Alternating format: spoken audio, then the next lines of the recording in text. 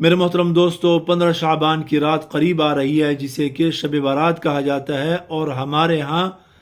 اس رات کو عبادت کا خاص طور پہ اہتمام کیا جاتا ہے۔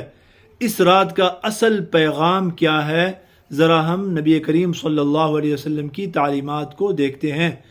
کوئی خاص عبادت اس رات میں ثابت نہیں ہے، جتنی بھی اس قسم کی کوئی احادیث ہیں تو وہ سب کی سب ضعیف ہیں۔ نبی کریم صلی اللہ علیہ وسلم سے جو چیز اس رات کے لیے ثابت ہے وہ یہ ہے جس کو حضرت ابو موسیٰ اشعری رضی اللہ تعالی عنہ نے روایت کیا ہے۔ فرماتے ہیں نبی کریم صلی اللہ علیہ وسلم نے ارشاد فرمایا، ان اللہ لیطلع فی لیلۃ النصف من شعبان فیغفر لجمیع خلقہ الا لمشرک او مشاحن، کہ اللہ رب العزت اس رات کو آسمان دنیا کی طرف نزول فرماتے ہیں،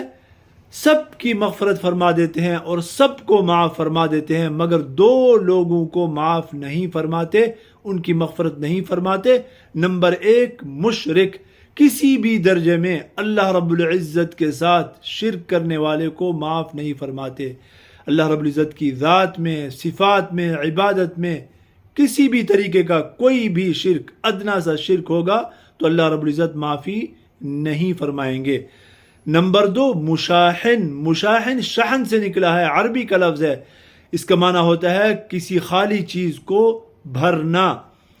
جیسے کہ اگر موبائل میں چارجنگ ختم ہو گئی ہے تو کہا جاتا ہے کہ شاحن لے آؤ، عربی میں کہا جاتا ہے، تاکہ اس کے اندر دوبارہ چارجنگ کو فل کیا جائے، بھرا جائے۔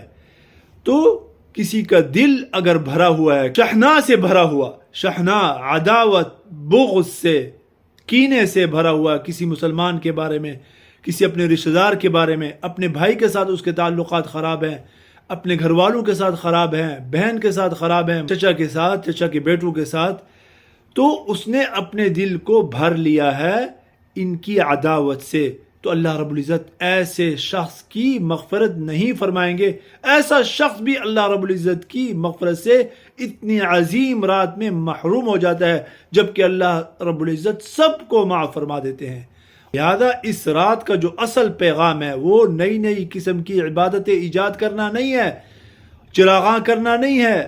بلکہ یہ ہے کہ انسان یہ رات آنے سے پہلے اپنے دل کو صاف کر لے اور اپنے تعلقات صحیح کر لے۔ اپنے رشتہ داروں میں، اپنے دوستوں میں، قریب کے لوگوں میں اگر کسی کے ساتھ کسی دنیاوی وجہ سے ناراضگی ہے